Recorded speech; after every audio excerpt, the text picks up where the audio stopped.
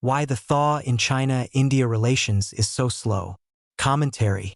Air China will officially resume direct passenger flights between Beijing and New Delhi starting on April 21st, operating 3 times a week, according to China's civil aviation website. This would mark the first restart of direct service between the two capitals in several years.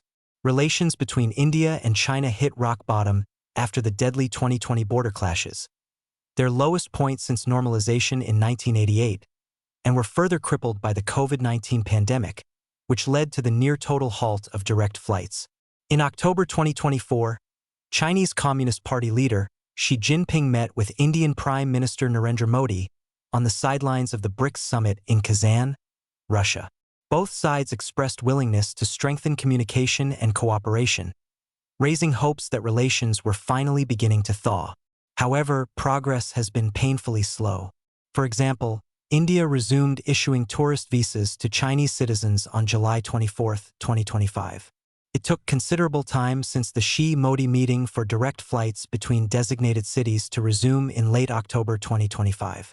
The Lipulekh Pass, a crucial Himalayan trade route that has been closed for about 6 years, is scheduled to reopen in June this year. So why is this thaw moving at such a glacial pace? The simple answer is that the core disagreements between the two countries remain unresolved. The fundamental border dispute, along with broader geopolitical rivalries, means that any improvement is purely pragmatic and tactical, not a genuine strategic reset. India is moving closer to the US and the West. Unlike China, India feels no urgent need to patch things up quickly. Instead, New Delhi has doubled down on its partnerships with the United States and other Western allies. After the Russian invasion of Ukraine in February 2022, India's geopolitical importance became more pronounced. Both Russia and China sought to engage New Delhi more actively, though India maintained a carefully balanced and independent stance. During a visit by Chinese Foreign Minister Wang Yi in March 2022, Indian External Affairs Minister Subrahmanyam Jaishankar made clear that normal relations with China could only resume once the border situation was restored to its pre-April 2020 status. Meanwhile, ties between India and the United States have reached new heights. In June 2023, Modi was given the rare honor of addressing a joint session of the U.S. Congress during a state visit, widely regarded as one of Washington's highest diplomatic gestures. This alignment fits into a broader strategic context. Since its revival in 2017, the Quadrilateral Security Dialogue, bringing together the United States, Japan, India, and Australia, has emerged as an important platform for coordinating policies in the Indo-Pacific, often viewed by analysts as a way to counter China's growing regional influence, including projects such as the Belt and Road Initiative. Quad leaders have met regularly at the summit level since 2021, and cooperation among the 4 countries has generally become more consistent and institutionalized over time. Deep distrust of China.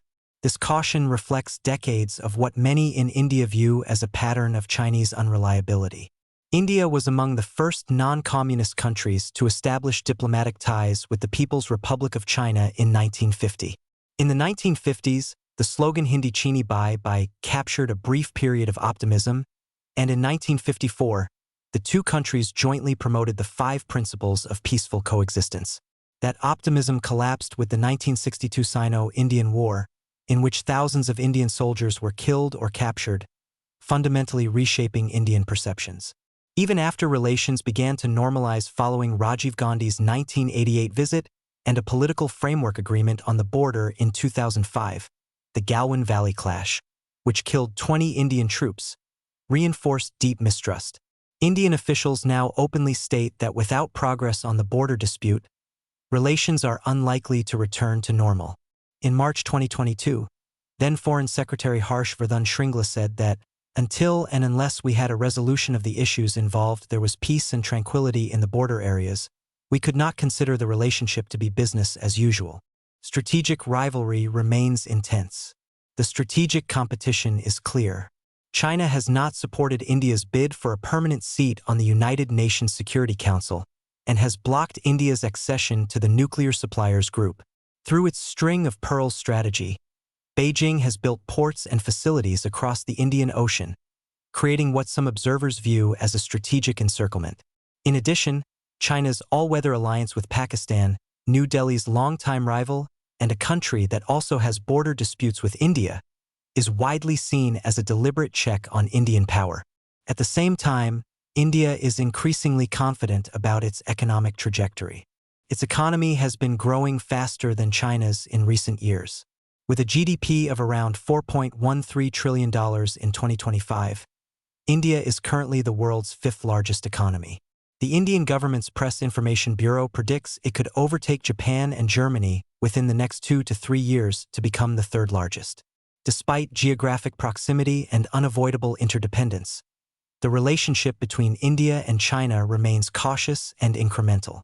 As some former Indian diplomats have argued, the current improvement in ties is tactical rather than strategic. Consistent with this approach, India continues to exclude Chinese companies such as Huawei and ZTE from core telecommunications infrastructure. For Beijing, managing this complex and wary relationship with a rising India will remain one of its biggest foreign policy challenges in the years ahead.